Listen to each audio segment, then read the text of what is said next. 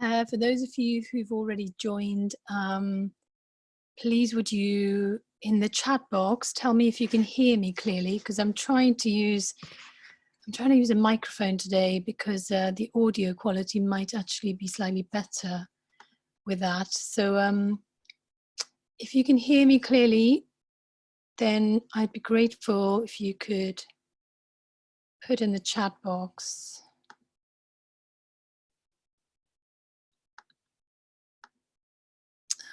Chat.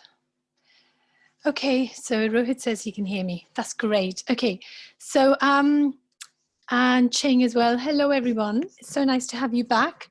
And just for those of you who have not been to the previous webinars, I just want you to know that they've all been recorded. In fact, the last one I did, I completely forgot to record it, which was not clever of me. And it actually went really well. We had about 15 people and I was so happy until I realized that I'd forgotten to record it. So with about a 15-minute break where I just went and sort of yelped at myself, I did actually record it again, but without an audience. This time I'm taking no chances and I'm already recording all this. So we may have a few more people joining because it's just gone 5 o'clock. So I'm going to give people a couple more minutes to join. So as some of you have already turned off your videos, that's absolutely fine. You can turn your videos on because in that way I can see you, but you don't have to, because I realize that some of you may be in a space with other family members and you don't want me to see where you are. You're all already on mute. That's because we don't want a load of feedback noise. But if at any point you want to ask a question, or you can either obviously do that in the chat box, or if you want to speak, then you can just let me know and I can either unmute you or you can unmute yourself. So whatever works best. So, oh, just admit one more person. So let's go back. So just maybe setting the scene. So today is the third and the final of this series of 3 webinars. And today I would really like to focus on how you can prepare for the new normal. Now, I know a few people have been talking about the new normal, and I think our business secretary in the UK has recently been talking about the new normal, but he's not really been able to give any color on what he thinks that new normal is going to look like. And to be fair to him, no one really knows. And so even if he was to give his prediction of what it's going to look like, there's a strong chance that he will be wrong. So this is what we're dealing with. We're dealing with a situation which we've never had before. We are dealing with a number of unknowns on a very global scale. And therefore, for anyone who's making predictions, it's quite a brave thing to do. So I would suggest that rather than sit here and try and make predictions, what we all do is focus on our little world and focus on ourselves and what we have to offer and how we are going to fit in to whatever this new normal is going to look like. Okay, so on that basis, I would now like to get started. I think we have 1 or 2 people more joining. So I want to first of all start with this favorite quote of mine, which I've used before, and I want to just reiterate, is that, if you think about the theory of evolution, it's not the strongest of the species that survives, nor the most intelligent, but the one that is most adaptable to change. And this is true of most big changes in economic cycles or business cycles. I've seen this before. I used to work in the city. I was a fund manager, and I've seen 3 bear markets. And for those of you who don't know what a bear market is, it's really when the stock markets have a really major correction and everything looks like it's going pear-shaped. And in those times, it's very clear that the companies and the businesses that actually do come out the other end intact or even stronger are the ones who have to some extent anticipated the change, and they've taken the necessary steps to actually get ready for it. And it's the same for individuals. And I think what we're going to do today is talk a little bit from a business perspective, but really much more from your individual perspective. So what I've done is I've looked at the change curve, and in my original email, you would have seen that I was very influenced by a recent webinar that I listened to. So I've incorporated some of what Vicky Shillington has said about the change curve, but I've also added a little bit more color so we understand what this actually means. So generally, change can happen on an individual level. As we all know, it could be, something positive, or it could be something negative. If it's something negative, it could be something like divorce or unexpected death, or it could be having to, suddenly losing a job, or any number of things that suddenly come and, mess up your carefully laid plans. And then you have this, sometimes what they call the 7 stages of grief. We have something similar that happens when you have a massive disruption, like the one we're facing now. So we had this disruption in the form of this virus. And you'll have noticed when this news first came out back in, seems like such a long time ago, back in February, when we started to see this come out of China, I still remember some of the comments that were actually being made by some of the politicians certainly in Britain, that, in the UK, our contact tracing is second to none. We're going to be fine. It's okay. It's a Chinese thing, because they eat everything that moves. So this general kind of feeling that that's never going to hit us, until suddenly it did. And it started to come closer and closer and closer. And there was this disbelief that surely this is not going to hit us. Is it? Well, it did. And then there was this discomfort, like, oh no, it's happening now. And we didn't expect this to happen. What does that mean for us now? And then you had government suddenly deciding, well, we have to do something about this.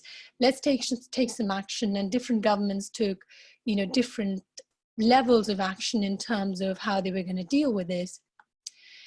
But then, as with all these things, when it's a completely new thing and you've never done it before, each individual country or even sort of community's experience is going to be very individual to them, and therefore there's always an element of doubt, like, is what we're doing the right thing to do? Should we have done something differently? Look at them, they've done this, oh look how terribly they're performing, maybe we're going to do better. So there's all this happening in the backdrop of what is complete chaos. And in this chaotic phase, we will generally have different levels of responses from different people. There'll be some who will still be very much in the denial phase. In fact, it's unbelievable. Despite everything that's come out, there's still some people who think, the coronavirus is no worse than the flu virus, and they don't see why they shouldn't carry on living as they always do. Now, we can't stop that kind of differing levels of responses, however much we try. So I think the best thing for us to do is just be aware that not every single person is going to take this seriously at the same time. So in that chaotic phase, what tends to happen is there's a lot of energy that's gone into dealing with the shitstorm, if you pardon my language, that is occurring right in front of our eyes in real time, with no idea what is going to come next. So from there, you after a while, start to get used to all of this. And then there's some righteous anger about, why did people not do more sooner? Why did our government not behave in a more responsible way, etc., etc. We've seen all of that. And then there's growing awareness. I think, we've seen quite a lot of awareness of really people starting to own up to their role in this, starting to think, well, maybe this is a way for us to realize what we were doing was unsustainable, and therefore what can we change? How can we become better citizens of the world, etc. And there's an acknowledgement of a number of things that perhaps we have taken for granted over a long period of time. In fact, the freedom we took for granted, the ability to just go out into a restaurant and eat, the ability to just travel at the drop of a hat, all these things that have essentially now become almost something from the past that we don't know when we're going to get it back in the same form. There's also an element of apathy, and I would say in that, there's also a feeling that, oh my God, this could probably go on for ages. God knows how long this lockdown is going to be. All my sort of creativity, all my energy, I've already expended that in the first 2 weeks. I've done all my decluttering. I've baked cakes, and I've done this and I've done that, and now I'm fed up. I'm fed up of homeschooling my child. I'm fed up of, continuing to work from home, whatever. Okay, you all know this. You're living through it. So there's going to be an element of apathy, and the energy levels at this point, combined with the fact that you feel like you're in this really long tunnel with no real end in sight. You occasionally have some false dawns, and people say, oh, maybe lockdown will end in 3 weeks' time. And then someone says, oh no, this is going to carry on until September. So actually, there's a lot of anxiety around when this is going to end. So it's angst, and people may feel depleted and depressed.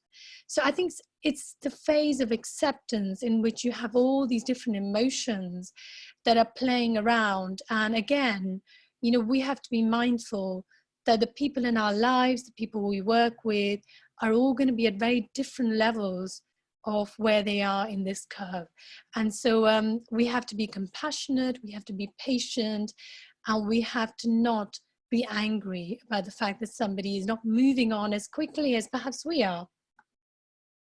And then, of course, finally, the new normal somewhere in the future. Now, obviously, this is not to scale. So please, I'm not making a prediction on how far away the new normal is, but it is there somewhere in the future. So in essence, what we have is this period where we are in now. We've still got some elements of chaos, but we really are in this acceptance stage in most countries, certainly in the Western world. And we must use this time to prepare to reinvent ourselves, because in this new normal, we really have to ask the question, is what we are today going to be relevant in this new normal? And we don't yet know that, okay? I'm not saying that everything we do today is going to be irrelevant, but it's worth asking that question. So these are what I think are the attributes that are going to be needed from us in the new normal, okay? So we're going to be, first of all, I think if I can just back up 1 second here, if I think about this from a business perspective, so if you're a business owner, certainly in a number of countries, certainly in the UK, the government is doing everything they can to minimize the disruption to business, because they know that if businesses go bust en masse, that's not great for the economy. It's going to be incredibly painful for a lot of people. So what they want to do is they want to give a support system that enables businesses to carry on for as long as they can. So they're in a sort of almost caretaker mode as a government, and in turn the businesses, the responsible businesses, are also going to be in this caretaker mode where they're going to pay you, even if they're not sure whether your job's going to be there in the new normal. At this stage, they're not going to worry about that. They're hopefully going to give you some time. They're going to let you work from home. They're going to give you autonomy, all that kind of stuff, because actually they haven't got a choice. They have to do that. But what happens in the new normal is now everything is go, go, go, because suddenly now the green shoots have appeared. Things are starting to get back to normal, and you'll notice that it doesn't happen in a nice, calm, steady way. It's probably going to happen very quickly. And so what we're going to need to do is we're going to be really focused. If you're a business, you're going to be focused on what it is you're meant to be doing. You're going to want to be adaptable because things are changing very quickly and you need to change with it. You're going to have to be quite fast because competition is going to be really ramping up. And if you're slow, you're going to lose out.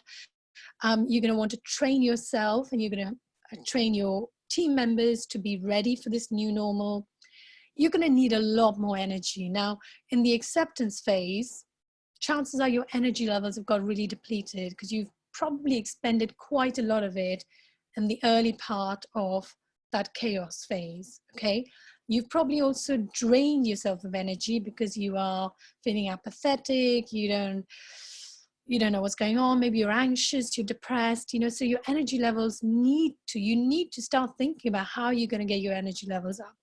And finally, resilience, because in this new normal, there is a great chance that the things that you're thinking are going to work will not work straight away. So there's going to be a fair amount of failure. There's going to be a lot of feedback. Not all of it's going to be positive. So you're going to have to be physically, emotionally, and mentally resilient. And quite conveniently, that sort of acronym is FASTER. So we're going to all have to move faster. We're going to have to think faster. We're going to have to learn faster. And we're going to have to just be faster in everything. So I want to go back to my original 7 C's to becoming a leader in your life. So what I like to do is invite you to now stop worrying about what everyone else is doing and just focus on you. Because as we talked about in the previous webinar, you know, the one asset over which you have the greatest control is you. And you are also your most valuable asset. Because if you can really reinvent yourself, if you can really get yourself to a place where you are delivering on your, you know, promise and potential, then really you are going to generate a lot of value for yourself and for others. So just a quick recap on this. So we have the first 4 C's, which are clarity, curiosity, creativity, and competence. And if you remember, I said, you know, these 4 C's are about who you are and how you see yourself. So that is clearly the first thing you're going to need to do in this period of quiet reflection and acceptance, is to use the time to get reacquainted with who you are. We're going to talk a little bit more about how you're going to do this in practice.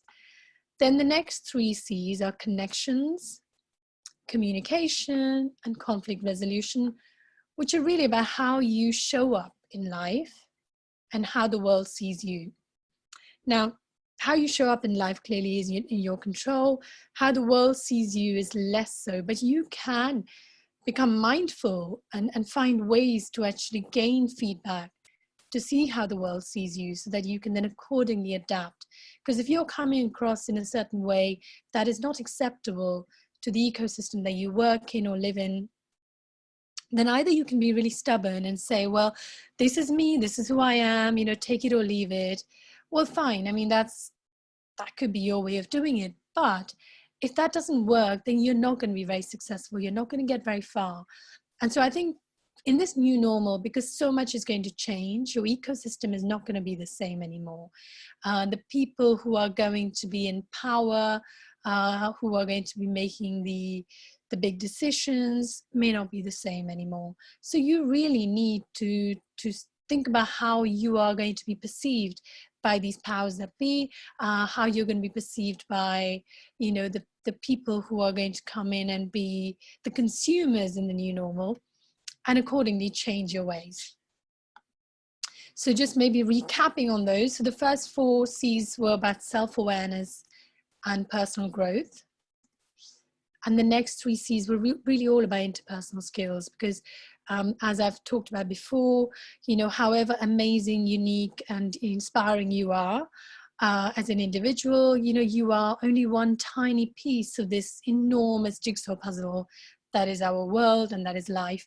And, you know, you need to really find the other pieces that go with you, you know, who are the people that belong in your life, you know, who are the people who are going to come in and challenge you, who are you competing with, who would you be able to collaborate and cooperate with, you know, who should be your teachers, who can be your mentor, etc., etc. So this is all, again, a phase where you're going to have to go out there and make yourself ready to react with complete strangers, react with friends, family in a very different way. So here's the thing. Now, the key to all the 7 C's, very simple, 3 things, okay? The first one is to ask. It's learning to ask really good questions, and it's learning to ask for things you want. So I'm going to recap that in just 1 second. The second is to listen. So you can ask for things, especially if you ask a question, and this happens sometimes. If you ever watch a really bad interview, you know, or a journalist who's gone in there with an agenda, they'll ask a question, but they're not actually waiting for the answer, and they're not actually really listening. So I think when we go into this whole, you know, period of self-discovery and reflection, we're going to be asking some very deep and meaningful questions, not just of other people, but of ourselves. And then it's really, really important that we pause and allow the answers to come, be willing to listen. And then when you listen, to actually learn from it, because that's the whole point of asking these questions and listening. And when you do that, you realize that actually it's just a constant process, you know, because the more you learn, the more questions you're going to have, the more willing you are going to be to explore and, you know, go deeper and sort of learn more. So it's a really fascinating way to think about all of the 7 C's. So the art of asking. But before I progress, I would like to just go back to my chat box, if I can find it. Does anyone have any questions or insights? Help, I can't find my chat box. Where are you, chat box? Chat box. I can't find it. But if anyone's got anything to say in the chat box, hopefully it's going to pop up and I'm going to see it. But in the meantime, I'm going to carry on, okay? Did anyone have any questions? I mean, you can always unmute yourselves if you want to ask questions. I'll give you about 30 seconds while I still look for my chat box. Oh, here it is. Ah, somebody's posted something. Let me have a look. So, you are doing well. Please go ahead. Thank you very much, Girish. Okay, I will go ahead. So what to ask for? So we're talking about the art of asking, which, by the way, is not always easy. So if you're somebody who's very good at asking for things, I congratulate you, because I am not one of those people. I am really not very good at asking for things. I am actually getting better at it.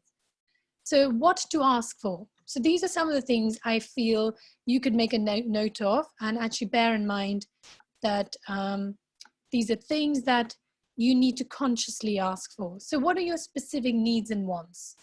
You know, it could be within your family. So I'll give you an example. I have 2 children. I have a daughter who is 19 and I have a son who just turned 16 yesterday. My daughter is somebody from the day she was born. If she wanted something, she wanted it yesterday. Like literally, if she was hungry, she would bawl her eyes out and she would look at me as if, how dare you not feed me? Whereas my son is completely different. He's so laid back and he won't ask for things unless he absolutely really wants it. Now, if I'm not aware of the differences in my 2 children, I could quite easily assume that my daughter's got all these needs and wants and my son is perfectly happy that he doesn't need or want anything, which would clearly be a mistake as a mother. However, when you go into the corporate world, you know, we don't have mothers leading us, you know, we have normal human beings. If you don't ask for things you want, they won't know and you won't get them. Secondly, is you ask to gain clarity. So if someone's asked you to do a job of work or you have signed up with a client to do something, be really clear on what it is they want you to do. Be really clear that you know what you are supposed to be doing. Because if you go into a task or a job without the clarity, chances are it's going to lead to problems. How you can be of service. I don't know why the third one came first, but anyway, that's my animation gone wrong. So how you can be of service is really important. So it's not just about what you want, but sometimes it's good to step back and say, how can I help you? You know, is there something I can do for you?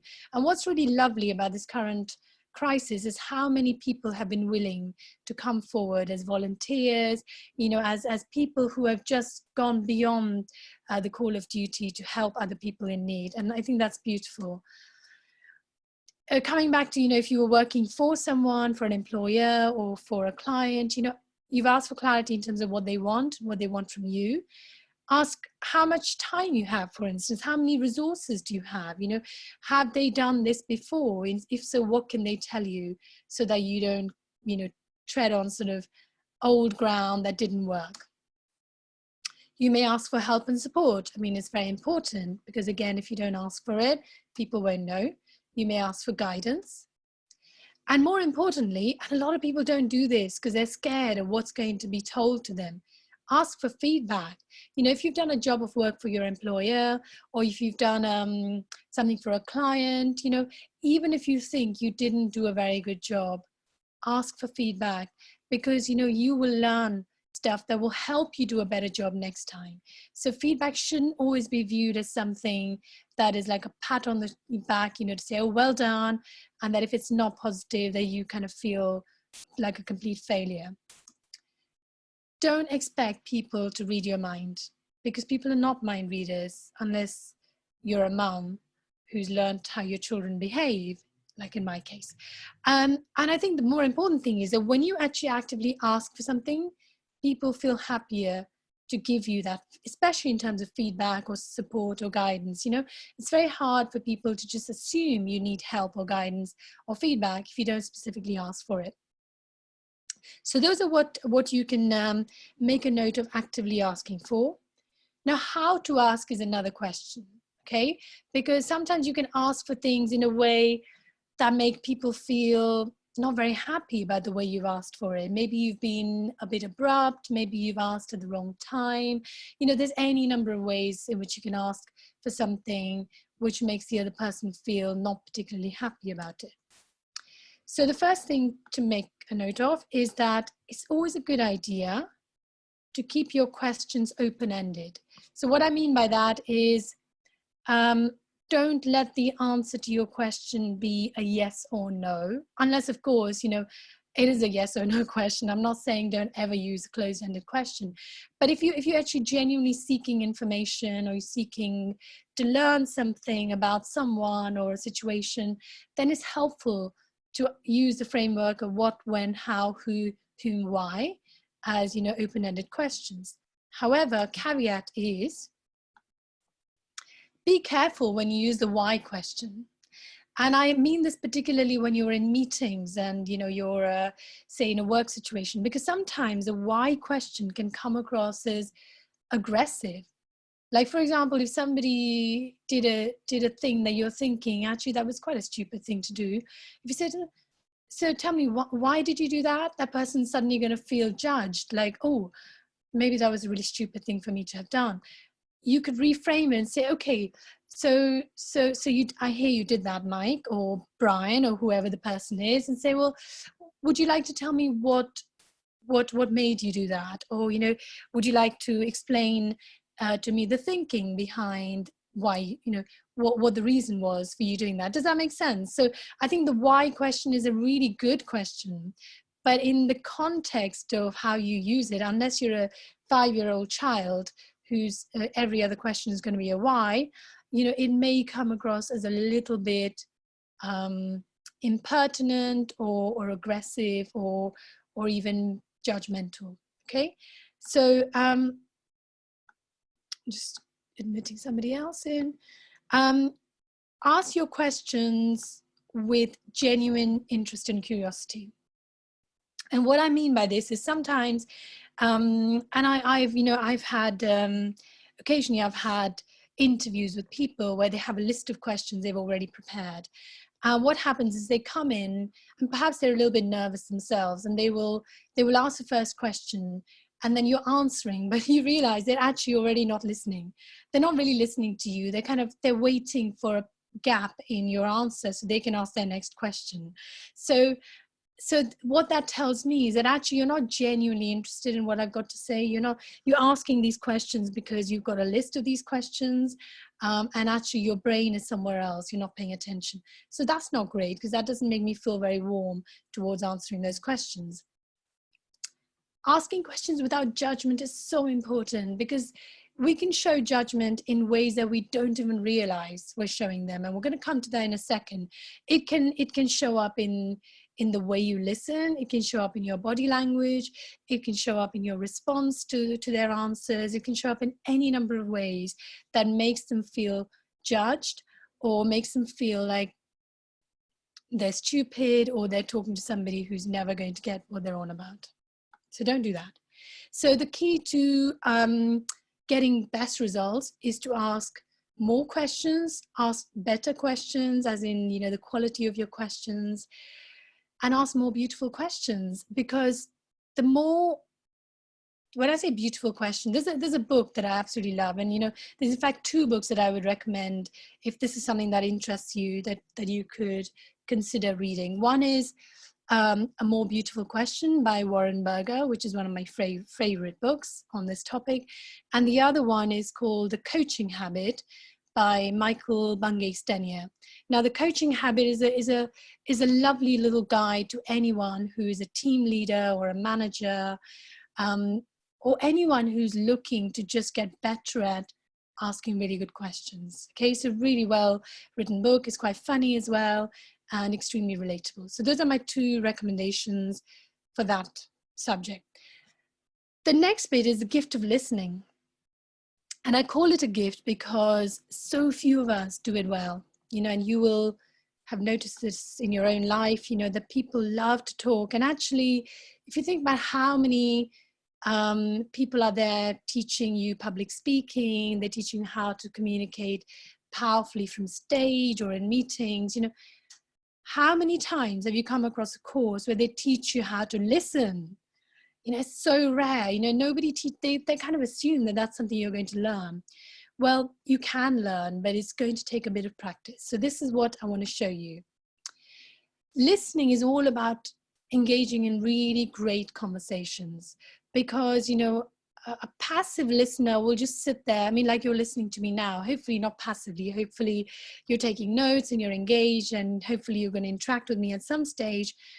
But the point is that a listening exercise is genuinely part of a two-way conversation. But sometimes, depending on the purpose of that conversation, it could be that one person has more to say than the other. In which case, you still, as a questioner, you still have a really important role in how you make that conversation a really valuable one.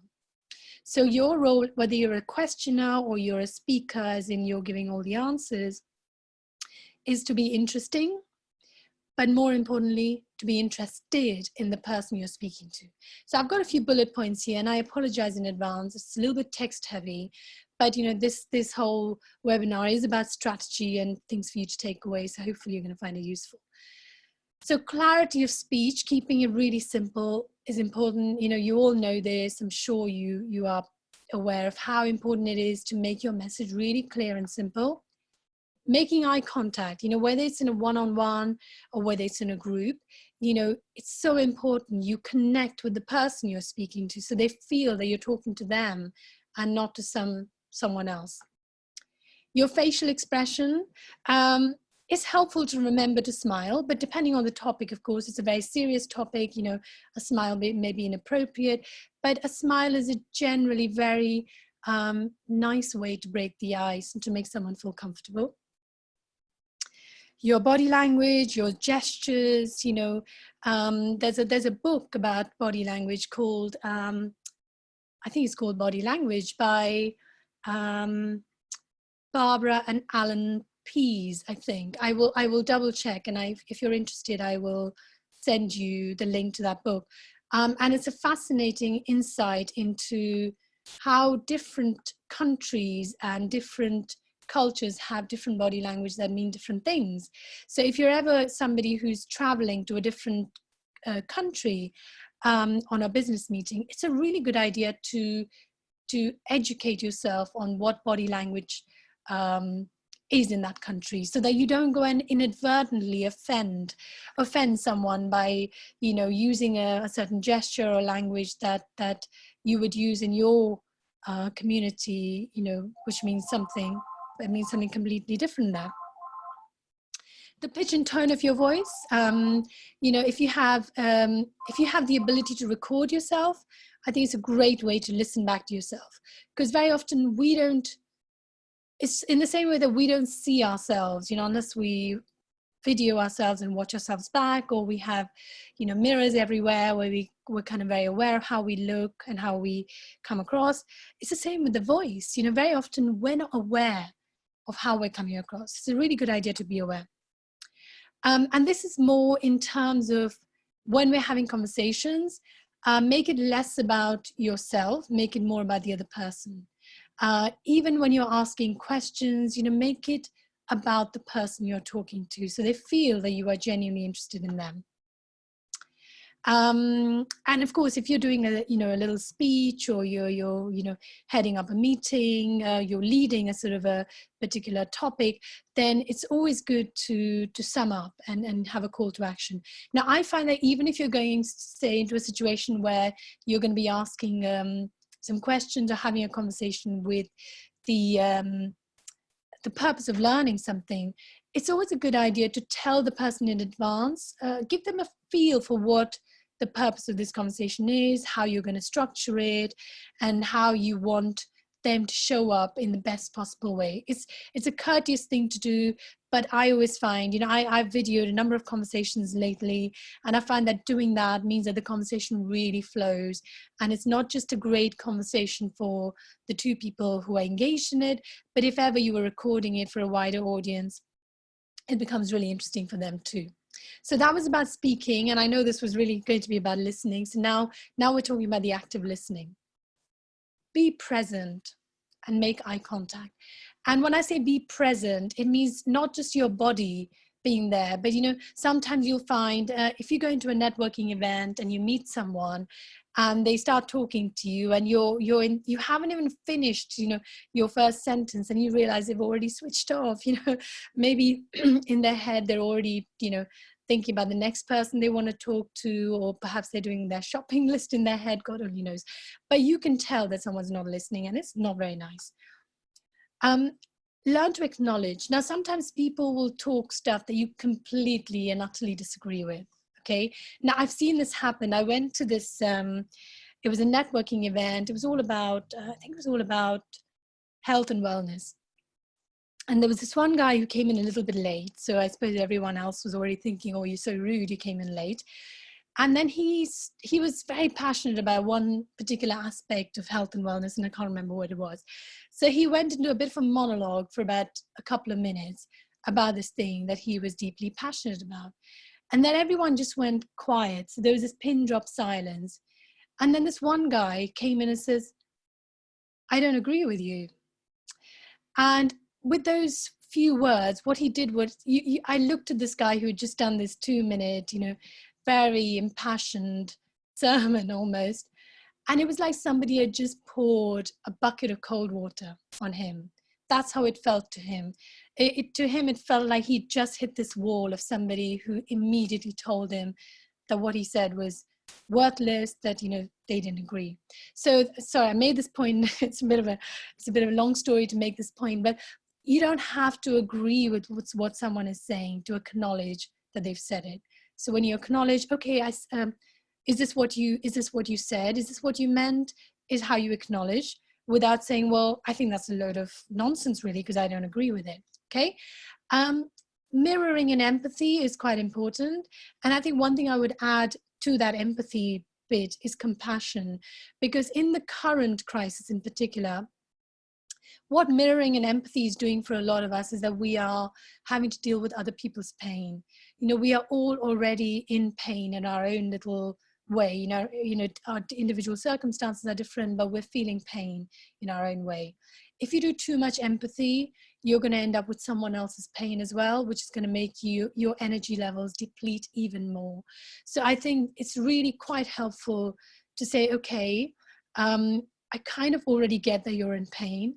I'm just going to be compassionate. I'm going to sit here with you, and I'm going to let you see that I see where you're coming from, but I'm not looking necessarily to help you, because I may not be able to help you. Don't interrupt or disagree. And this is in particular when you're actually having a conversation where you've come in with a view to learning. People who interrupt nonstop are very irritating people. I see this on TV a lot. Some journalists who come in and they think their job is to be rude and to really catch out their guests. And I don't think that's a really nice way to do it. Something that we do this in families, especially in families where maybe one person speaks a bit more slowly because they're really pondering and thinking, every word before they actually say the next one.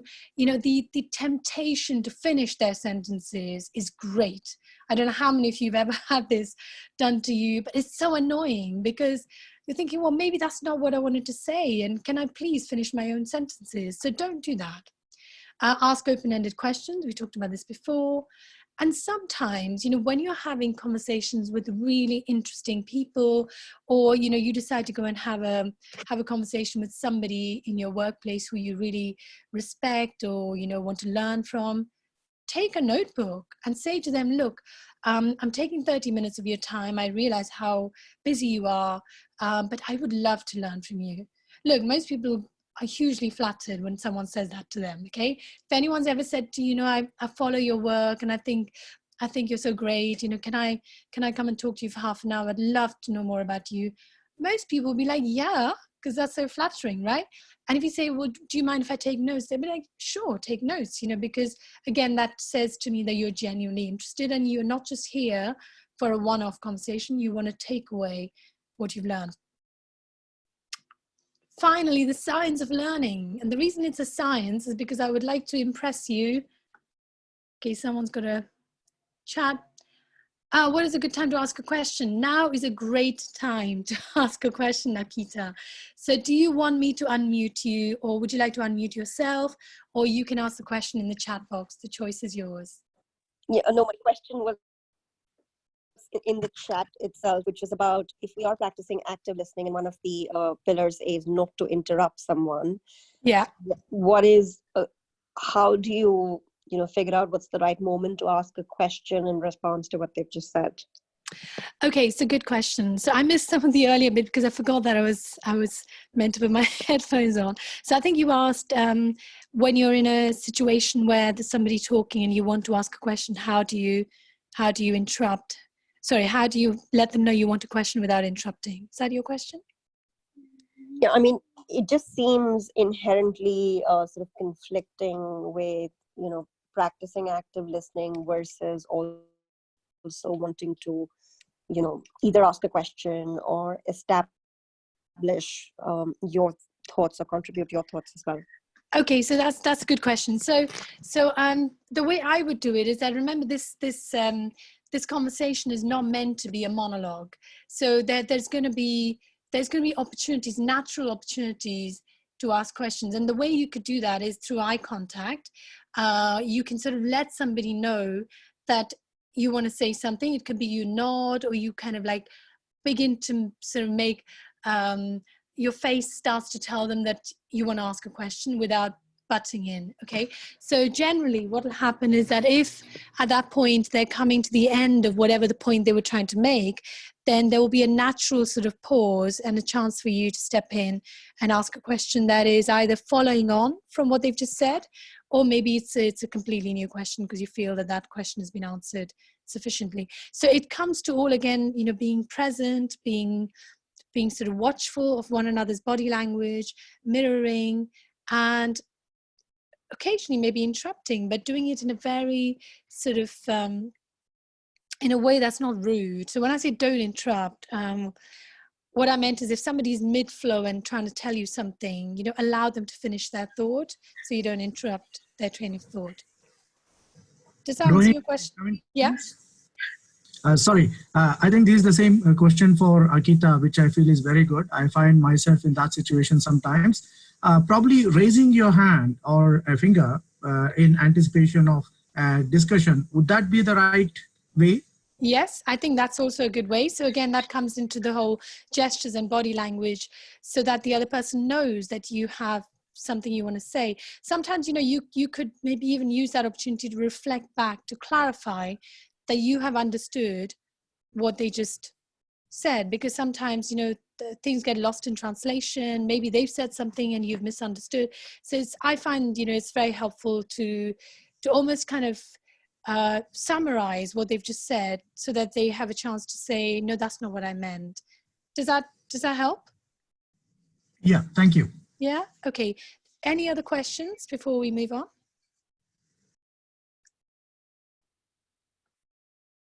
Okay, I'm guessing not, so I'll move on. Ching, did you have a question? You were leaning forward. I'm sort of reading your body language. No, okay, all right. So, so the science of learning. Now, this may be familiar to some of you, but when I first saw it, it kind of blew my mind a little bit. So this is the average retention curve. Now, yours may differ from this. So imagine you listen to a fascinating webinar like this one perhaps, and you heard a load of really interesting stuff. So what happens is 1 hour goes by, so it's 7 p.m. British Standard Time, and you suddenly realize you only remember half of what you heard, okay? Tomorrow, this time tomorrow, you will now realize that you have forgotten 70% of all that very fascinating, interesting stuff that I told you. And 1 week from now, you're only going to remember 10%. So what my hope is that the 10% you take away a week from now is really, really useful, and it makes a difference to your lives. However, there is actually a way you can improve your retention. This is how you do it. How to learn better is be truly present. That always helps. You know, if you were anything like me in some of my classes, I was definitely not present. I was present in name, but I wasn't really listening. I wasn't interested. And unsurprisingly, I remember very little of what I learned when I did my MBA, for instance. I'm embarrassed to tell you that. Anyway, take notes. Now, I did take lots of notes, thank goodness, which is why I did okay in my exams, because really our memory is really not as good as we think it is. And that's certainly true for me. I always joke that I'm like Dory, you know, from Finding Nemo. I forget things very quickly. I only take into my memory bank things that I think are really useful to me, and everything else gets immediately archived. But in that archived stuff, sometimes it's really useful things. So taking notes helps. But here's what helps the most, is to put what you learned into practice as soon as possible. And I literally mean as soon as possible. So after you finish this webinar, I would urge you to just go take 5-10 minutes. If you've taken notes, have a look at your notes and just recap on what you learned, because it will improve your retention massively. But more importantly, see what things you can take into your life immediately. And here's the final thing, which someone once said to me, and I think is so true, is that you don't actually truly master something until you teach it to someone else. So I, in my one of my, I suppose, part-time avatars is that I teach hula hooping. Hula hooping is not my main business. I enjoy it. I learned it quite late in life. And I realized that the best way for me to learn and to constantly evolve and learn new things was to teach to other people.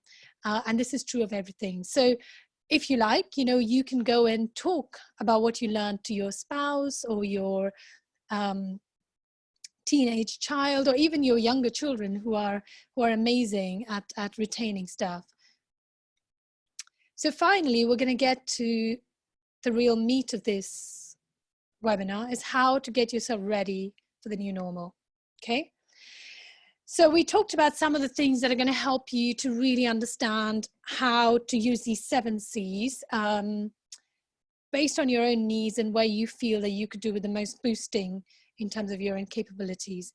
But here's the key thing, you know, if you were part of the previous webinar where we did some you know, simple things that would help you to discover what makes you unique and what it is that you love doing, what are you really good at, what are your core values and non-negotiable beliefs. And from that, you got a really clear sense of how you can present yourself to the world, or you can present yourself to different audiences depending on the context or the opportunity. This is the next step from that, is because what I would like you to do is take what you learned from that and now see, okay, from what I've learned about myself, how can I see what contribution I can make to this world beyond what I think I know I do really well, okay? So you're going to go back and you're going to think about all the things that you think you can do really well in terms of problem solving. It doesn't have to be just purely from the point of view of what you do in your current job, because depending on what job you do, there are some jobs, sadly, which will simply not be around. You know, so for example, I think it's fair to say that people who are working for a very low cost airline, you know, whose whole ethos was to sell very cheap fares for short haul holidays, there's a good chance that some of those poorly run businesses will not be around. So if you work in one of those businesses, I think you need to really consider what else you can do. So think about what problems you're really good at solving in your everyday life. It could be something you have done for yourself, which has made you a stronger person, which has made you realize that you can actually really help somebody else. Then that's quite good. And then you think about who it is that you can help, you know, because it's great that if you've helped yourself, because that's at least one person you know you can definitely help. But if your problem was so specific that you are the only person in the whole world who has that problem, then perhaps it's great for you, but I'm not sure it can massively contribute to this world. So think about, you know, so let me give you an example. So say, for example, you're really, really good at sewing, or maybe you're fantastic at decluttering and, you know, organizing small spaces in the most ergonomical fashion. Excuse me. Now that's obviously great for you. It means that your family probably have a very organized and clean and minimalistic space. But what you will realize is that maybe there's a growing number of people who are beginning to think like that, and who are also thinking, well, I don't need so many things. I want to declutter. I want to minimize what I live with. Maybe you can become a sort of, what do you call the, you know, Marie Kondo, who does, she helps people declutter and reorganize their homes. So maybe you could become someone like her. So that's an idea that could come out completely from something that you do for yourself, for your family, for friends, that you may find has a bigger business opportunity. How are you going to make things better for them? I think as an offshoot of what problem are you solving, it's quite good to understand what are the consequences of that problem not being solved. Because there are some problems that we think are a problem for somebody else, but maybe they don't think it's a problem. Maybe they're quite happy to live like that. So you can't assume that the consequences of not solving that particular problem are as dire for them as they are for you. So you need to really nail in, or sort of niche down on the people who are going to think like you and who are going to want that problem solved. And then you think about how are you going to make things better for them. So you want to really think about the benefits to them rather than necessarily what cool features you're going to offer. So I always like to give the example of, you know, technology. I mean, technology has made life so much easier for so many of us. However, if you think about, say, the iPhone, you know, which is a beautiful, very intuitive device to use, what I care about is how it can help me make some of my technology needs simpler for me. I'm not really interested in the 5,000 features it probably has that would be really amazing to use, because I don't really care. I just want to know that it makes my life easier. You need to know how you're going to make someone's life easier. And the final question is, you know, why should they choose you? Because remember what I said is, when we go into this new normal, I can guarantee that you are not going to be the only person who's going to come in with this, you know, idea of how you're going to solve a particular problem for someone.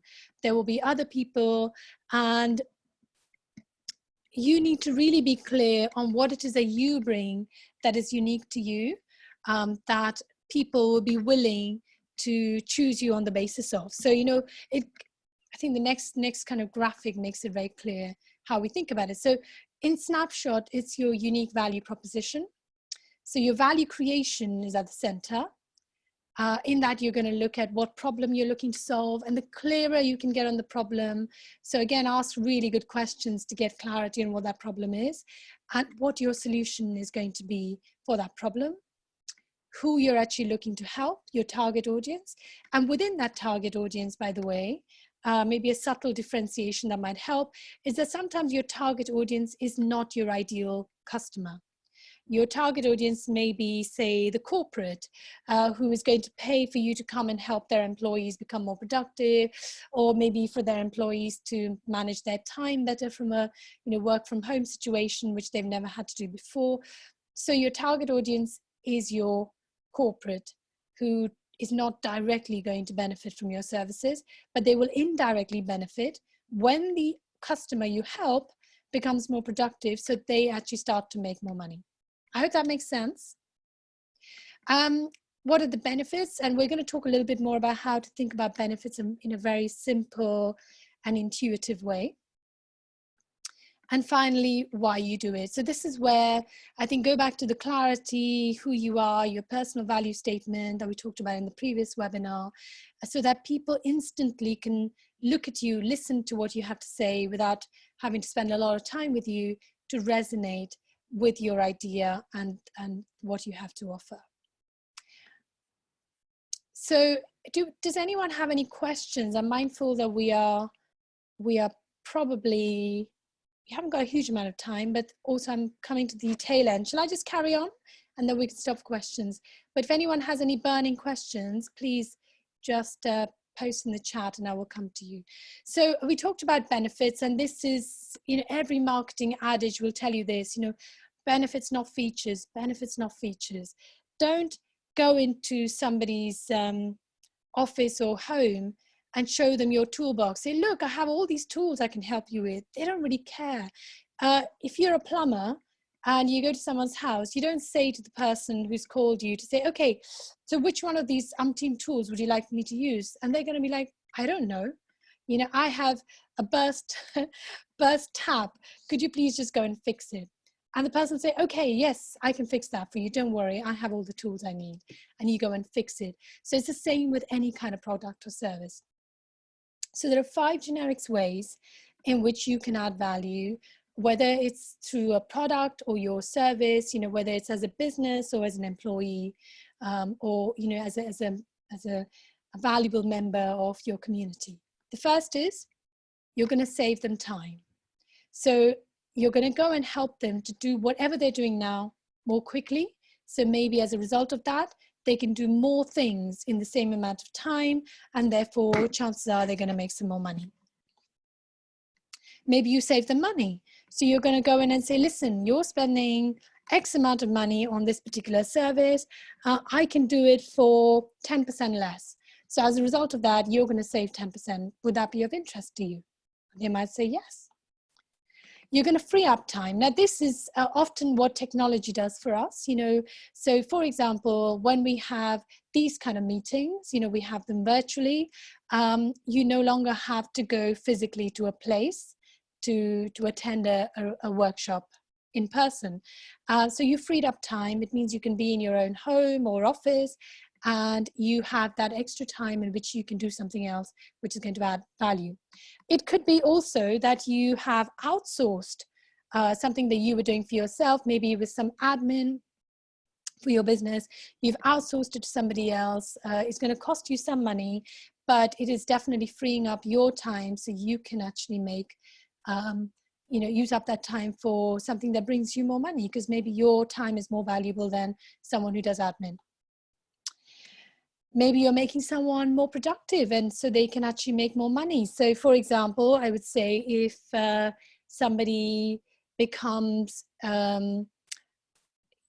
less anxious, maybe they become more productive in the workplace, they're going to start to make more money because they're coming across as happier. Maybe their customers see that they are sort of giving out the right energy, and therefore you suddenly find that you're making more money.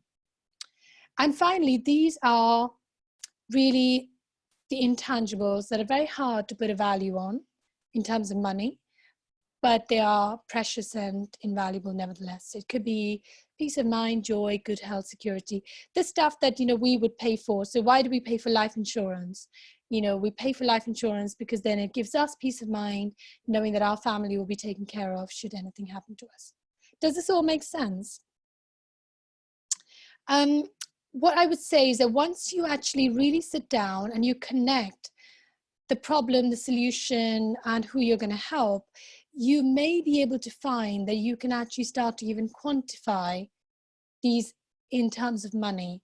And the reason this is so incredibly important is that if you are in a job where you feel that your job will still be around because it's an industry that's not going to go bust in the new normal, but maybe there's fewer demands for that service, you're going to be competing with a lot of your colleagues. Okay, so how are you going to go and show up and show your boss or your, you know, team leader that you deserve that job, that you deserve to stay and not someone else.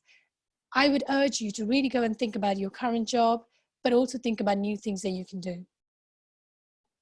So to just sum it all up, because I've thrown a huge amount at you, what I want to say is I want to sort of link it back to the 7 C's we talked about and link it in with some of the tactical things that we've talked about. So how are you going to get ready for the new normal? First off, you're going to get really clear on who you are and what you want. So you really have to focus on outcomes, okay? And then you're going to get curious and creative. I always find curiosity and creativity sort of go hand in hand.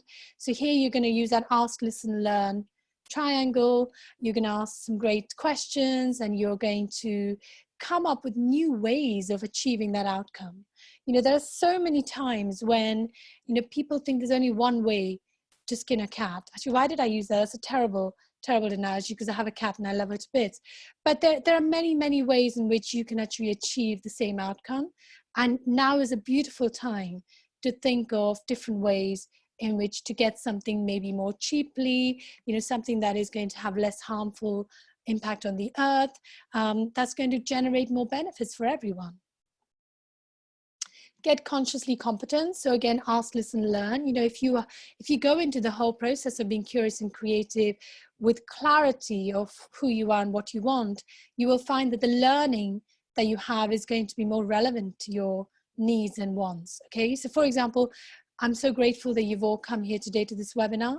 You've come here because you thought that what I was going to talk about is relevant to you, and therefore is probably going to have a greater impact in your conscious memory than if you just gone on into some random webinar about, I don't know, manifesting your spirit guide or whatever. I don't know, I just made that up, okay?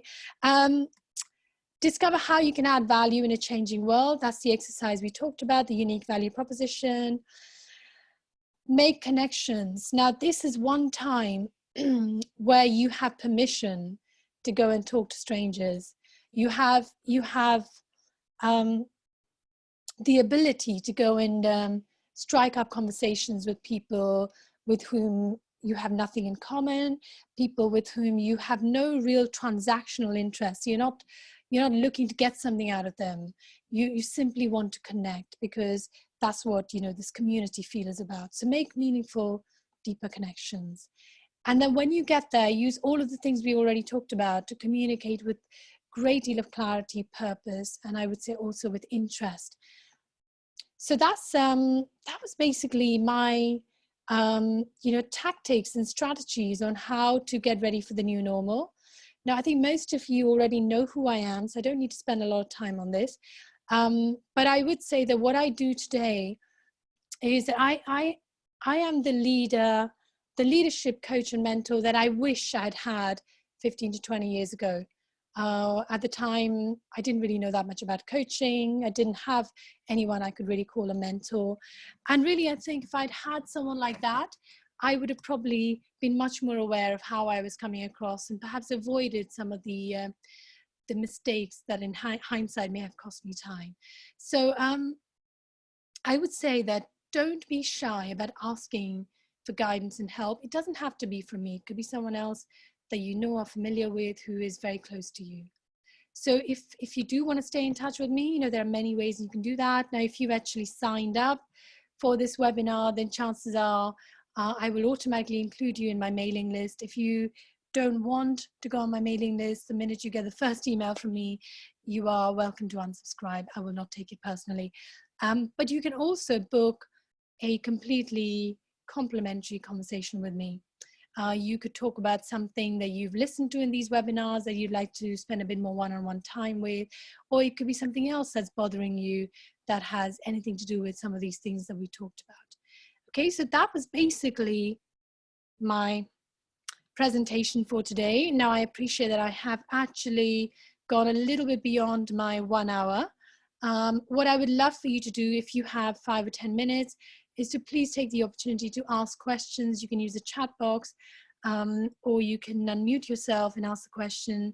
But I would also like you to just spend a few minutes really to reflect on the many things that we talked about today, and maybe just talk about one or two that really stood out for you, that you can see yourself immediately putting into action. Like when I say immediately, straight away after this call, that you can see yourself putting it into action.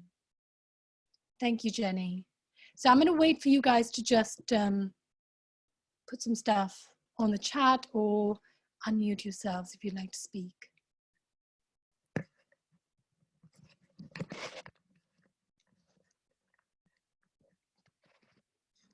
Okay, so I'm going to read out some of the chat messages. I hope that doesn't interrupt your train of thought for those of you who are thinking. So Girish says, thank you. Seminar so profound and relevant. It'll take a little bit of time to reflect. I agree. There was a lot of stuff in there. You're very welcome, Girish. This is being recorded, so you are very welcome to watch the recording and, you know, take screenshots, notes, whatever helps you. So Jenny says, listening with intent is part of the communication process. Yeah, so important. It makes the other person really feel that you are interested, and their responses will be accordingly much more meaningful. So Bucky says, we'll definitely be asking more questions. Yes. And do check out those books, by the way. I mean, both of them, both those books I talked about, you know, A More Beautiful Question and also Coaching Habit. They're also available on Audible, which is kind of my preferred way of consuming books because I don't really have that much time to read. The narrative, the narration on both those books is really good as well. So Rohit says, brave new world ahead, still difficult to make sense of where the new normal will take us. Yeah. So I think, Rohit, we're not really in the business of making predictions, but as you know, my favorite quote from Dr. Joe Dispenza is that the best way to predict your future is to create it, not from the known, but from the unknown.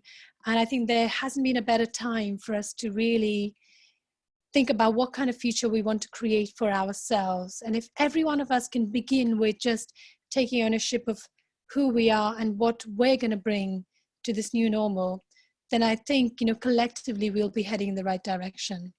So I would say just taking action and an iterative process of just learning, processing, getting feedback, asking more questions is the way forward. So Mike says, lots of good information and advice. Thank you. You're welcome, Mike. Sinasa says, thank you. My key takeaways are to stop finishing off other people's sentences and the active listening. Yes, I think that's such a good thing to be self-aware of. You know, it's sometimes we don't realize we're doing it. So I think the way you could do that is actually, before you start a conversation, say to the person you're going to talk to, say, look, I have this really bad habit of interrupting and finishing sentences. If you find me doing that, could you give me a sign? And you can agree what that sign is going to be. So it's going to take a little bit of practice to change habits that have become very much ingrained, and, you know, perhaps you've done it for so long and you're not aware of.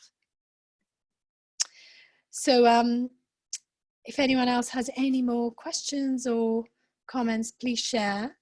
And of course, as I said before, you know, I am here if you want to have a conversation.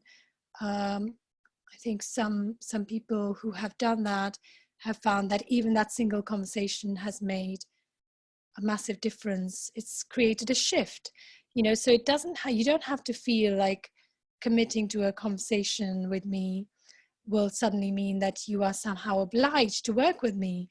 It doesn't mean that at all. You know, it's the conversation. Jenny says, me too. So Jenny, was your me too about what Sinasa just said? I'm not sure what you meant by the me too. Maybe you could expand.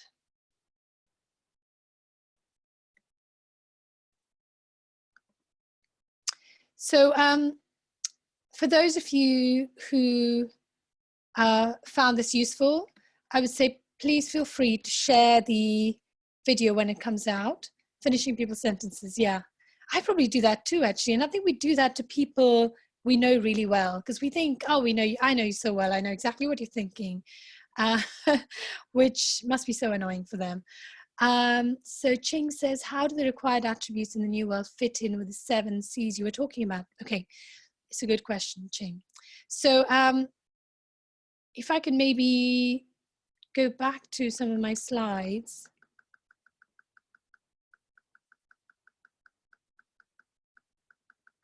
Start going and rewind.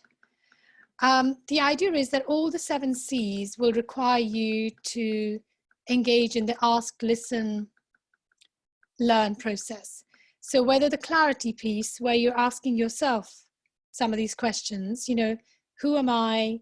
You know, what is it I really want? You know, what is it that I'm good at? What brings me joy, etc. And then you kind of listen to yourself, give yourself time for reflection, and then you learn. And then the curiosity and the creativity, again, you know, quite intuitively, is all about asking questions and thinking about the what, when, who, why.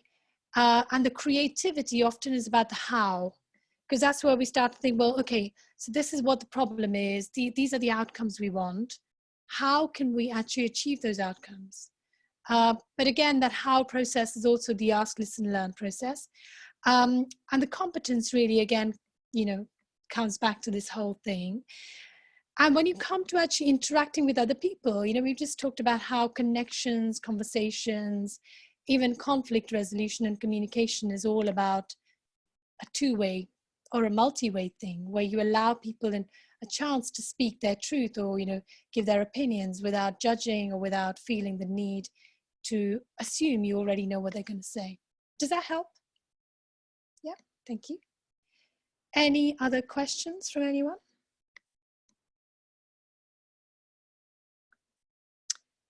Okay, so unless you're still thinking and writing in the chat box, I'm going to assume that we are done for today. So first off, thank you for trusting me with an hour of your time. I know how precious everyone's time is.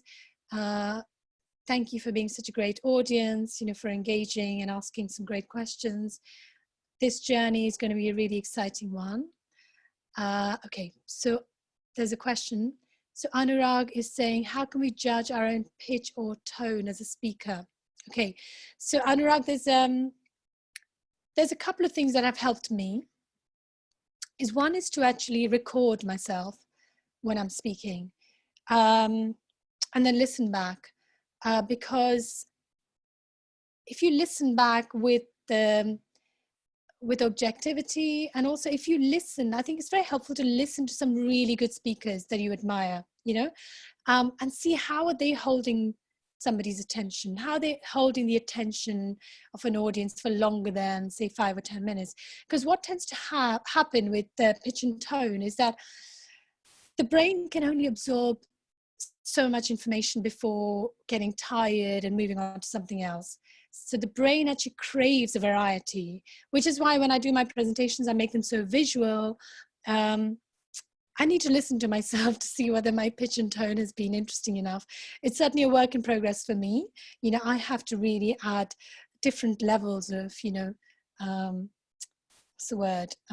Intonation and also energy to keep my audience engaged. So I would say, you know, listen to yourself, but also work with someone who can give you feedback, so they can actually tell you which bits you could do work on.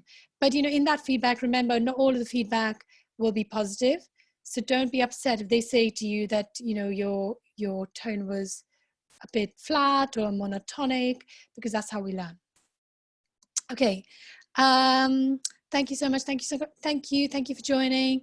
I find that having to use Zoom for meetings is a good way to see how you are. Stop short of videoing yourself. Yeah, that's true. Yeah. So if people are working from home, you can already see yourself. And if those meetings are being recorded, I would invite you to leave your video on, because then that's a great way for you to look at especially your body language when someone else is speaking. This is so interesting to watch, you know. Some people are just so unaware of how bored they look when someone else is talking. And if you look really bored, you know, you're not sending a great signal to the person who's talking.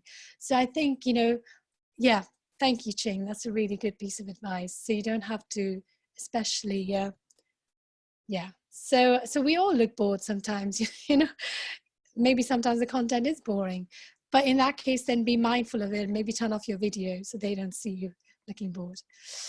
All right.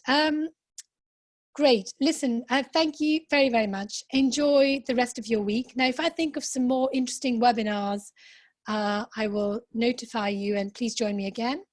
On the other hand, if there are things you would like some input on, I'm always open for a challenge to create a brand new webinar. So for example, what are your struggles working from home? You know, are there any things that you would like some help with? Send me some topics so I can go and create some new webinars and bring more value. Okay, so have an amazing evening, night, you know, different time zones for different people, and look forward to hearing from you again.